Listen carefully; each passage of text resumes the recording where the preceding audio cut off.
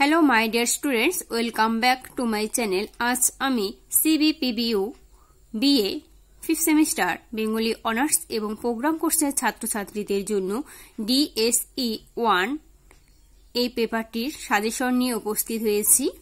এই পেপারটি দুটি ভাগ আছে, একটা হচ্ছে উপন্যাসের আর একটি ভাগ হচ্ছে ছোট গল্পের।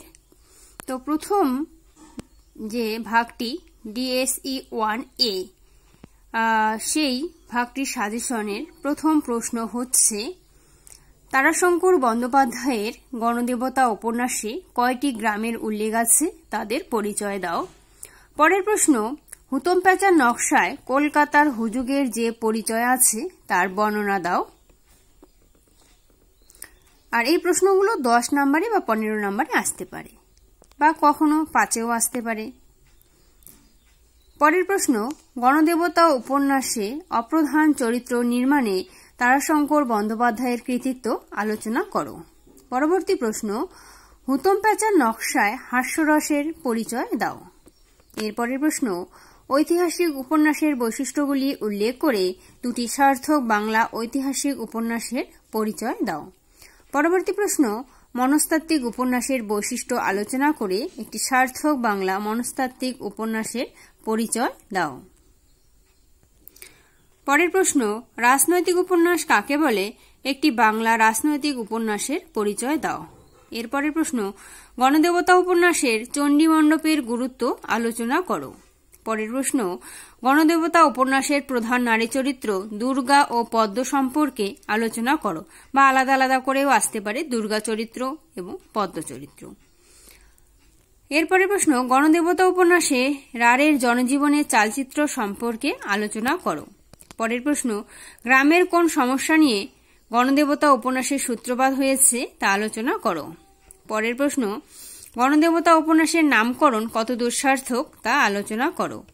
পরের প্রশ্ন, হুতম প্যাঁচার নকশা গ্রন্থের ভাষারীতি আলোচনা করো।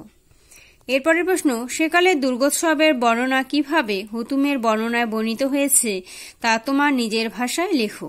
পরের প্রশ্ন, গণদেবতা উপন্যাসে শ্রীহরি বা শ্রীরূপালের চরিত্রটি আলোচনা করো। পরের প্রশ্ন, গণদেবতা উপন্যাসে দেবনাথ ঘোষ বা দেবু ঘোষের চরিত্রটি সম্পর্কে যা জানো লেখো। তো এই 15টি প্রশ্ন আমি তোমাদের দিলাম, আশা করি এগুলো থেকে তোমরা কমন পেয়ে যাবে।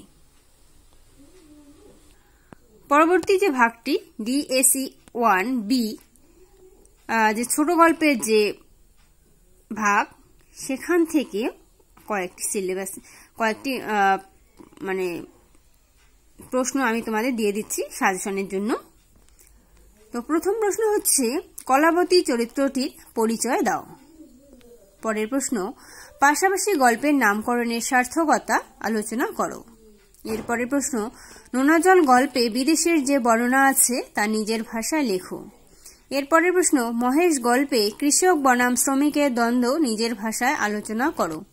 পরের প্রশ্ন, দেশভাগ নিয়ে বাংলা ছোট গল্পের পরিচয় দাও। পরের প্রশ্ন, মধু গল্পের নামকরণের সার্থকতা আলোচনা করো।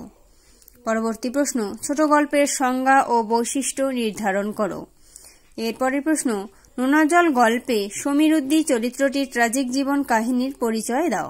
পরের প্রশ্ন, ধর্মকে কেন্দ্র করে মানুষের ব্যবসা ও চরম অর্থনৈতিক সিদ্ধির যে পরিচয় নয়নচাঁদের ব্যবসা গল্পে পায় তা আলোচনা করো।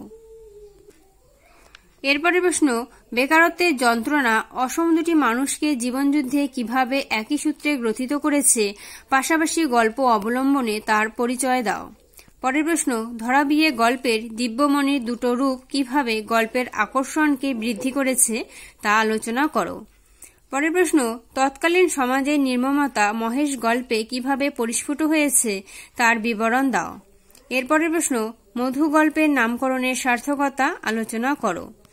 পরের প্রশ্ন, শীতলা চরিত্রটির পরিচয় দাও।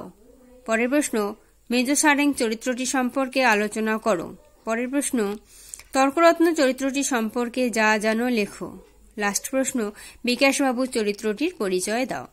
স্টুডেন্টস, আশা করি আমি যে প্রশ্নগুলো তোমাদের সামনে দিলাম সেই প্রশ্নগুলো থেকে তোমরা পরীক্ষায় কমন পেয়ে যাবে। আর তোমাদের এই সাজেশনের অনেক নোটস আমার এই চ্যানেলের মধ্যে দেওয়া আছে। তোমরা যদি সেগুলো দেখে না থাকো তো এই ভিডিওটির ডেসক্রিপশন বক্সে আমি সেগুলোর লিংক দিয়ে দেব, সেখান থেকে তোমরা দেখে নেবে। আর যারা এখনো আমার চ্যানেলটিকে সাবস্ক্রাইব করোনি তারা আমার চ্যানেলটিকে সাবস্ক্রাইব করে নেবে এবং বেল আইকনটি তোমরা বাজিয়ে দেবে, তাহলে আমি পরবর্তী যে ভিডিওগুলি আপলোড করব সেই ভিডিওগুলির নোটিফিকেশন তোমরা পেয়ে যাবে। তো আজ এখানেই রাখছি, সবাই ভালো থেকো, ধন্যবাদ।